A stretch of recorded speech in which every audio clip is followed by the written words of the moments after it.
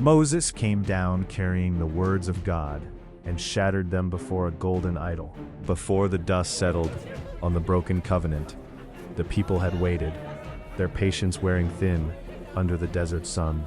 Moses, the man who led them from Egypt, had been gone for weeks, swallowed by the cloud atop Mount Sinai.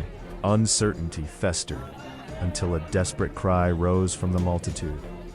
"We do not know what has become of him." They pressed Aaron, Moses' brother, to create a tangible deity, something they could see and follow. "Come," they urged him, "make us gods which shall go before us." Aaron, overwhelmed by their urgency, could only give in. He instructed them, "Take off the golden rings which are in the ears of your wives, your sons, and your daughters, and bring them to me." A stream of shimmering gold flowed into his hands, a treasure amassed during their escape from Egypt. Aaron took the gold, fashioned it with tools, and from the fire emerged a molten calf. The people erupted in a roar of worship, declaring, "These are your gods, Israel, which brought you up out of the land of Egypt." Aaron, seeing their fervent devotion, built an altar before the idol and proclaimed, "Tomorrow shall be a feast to the Lord."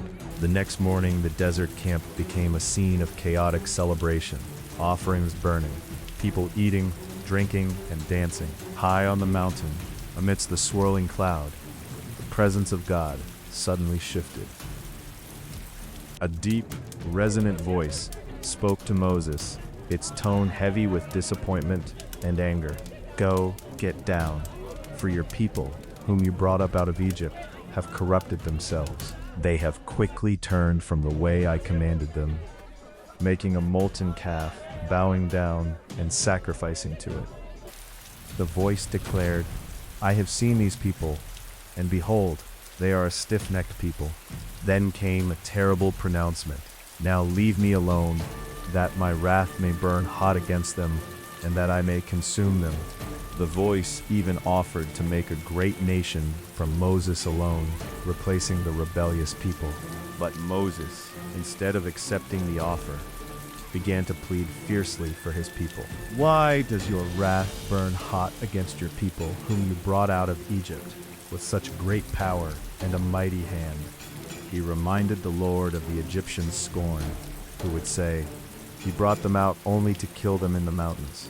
Turn from your fierce wrath and relent from this disaster against your people," Moses implored. He recalled the promises made to Abraham, Isaac, and Israel, a covenant sworn by the Lord's own self. He reminded the presence of countless offspring, a land promised forever. Moses staked his life and the future of his people on the word given to their forefathers. And then, a profound shift. The presence relented from the disaster it had spoken of. Before Moses broke the tablets below, he begged for mercy above. With the covenant tablets in hand, etched with the very finger of God, Moses began his descent from the mountain. His aide, Joshua, who had waited below the cloud, met him, his face etched with concern. "There is the noise of war in the camp," Joshua exclaimed, hearing a distant clamor. Moses listened, discerning the sounds were not the shouts of battle, nor cries of defeat. It is not the voice of those who shout for victory. It is not the voice of those who cry for being overcome, but the noise of those who sing that I hear. As they drew near the camp, the full scene unfolded before Moses' horrified eyes.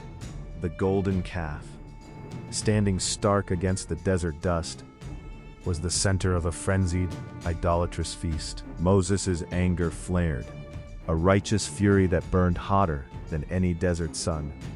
With a guttural cry of anguish and wrath, he flung the tablets from his hands. They struck the base of the mountain with a deafening crash, shattering into countless fragments. The sound echoed through the canyon, a thunderous symbol of the broken promise, piercing the festive din. Silence, heavy and sudden, fell over the camp as the revelry died, replaced by stunned horror. The covenant was shattered, just like the stone that bore its words. Moses then moved with grim determination towards the golden calf, the source of their betrayal.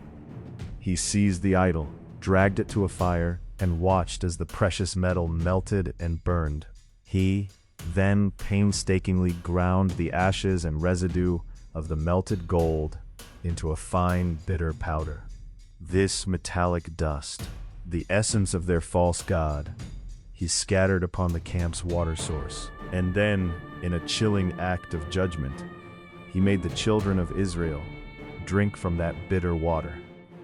They swallowed the bitter consequences of their sin, the tangible remains of their idol. Moses confronted Aaron, demanding, "What did these people do to you, that you have brought such great sin on them?"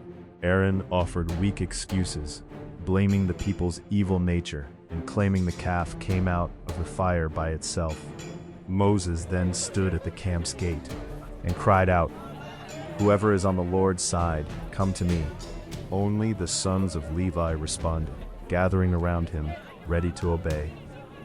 A terrible command was given, and that day about 3,000 men fell, a stark judgment for their idolatry. A hush fell over the camp, the joyous revelry replaced by profound mourning. The children of Israel, struck by the gravity of their sin, stripped themselves of all their jewelry and ornaments.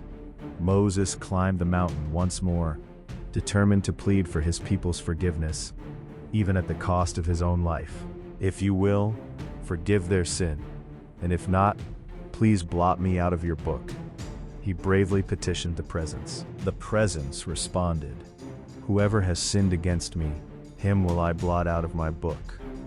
Though judgment remained, a path to renewed relationship was offered, requiring Moses' continued leadership. Desperate for assurance, Moses made a profound request. "Please show me your glory." The presence answered, revealing that no man could see God's face and live, but offered a glimpse of its goodness. Moses was instructed to stand in a cleft of the rock, shielded by a shadow, as the divine presence passed by. Then, a blinding, majestic light passed, proclaiming the Lord a merciful and gracious God, slow to anger, abundant in loving kindness and truth. Moses bowed in worship, reaffirming his plea for pardon and for the Lord to go among this stiff-necked people. The presence then commanded Moses to chisel 2 new stone tablets, promising to write the words of the covenant once more. 40 days and 40 nights Moses remained, neither eating nor drinking, as the covenant was inscribed anew. When Moses finally descended Mount Sinai, 2 new tablets in hand, he was unaware of a profound change. The skin of his face shone with an unearthly radiance, reflecting the glory he had witnessed. Aaron and all the children of Israel saw it, and were afraid to come near. Startled by the divine light upon him, Moses called to them, then put a veil over his face to shield their eyes from the intense, reflected glory. Israel had broken the covenant below, but mercy and the promise of a renewed presence came from above.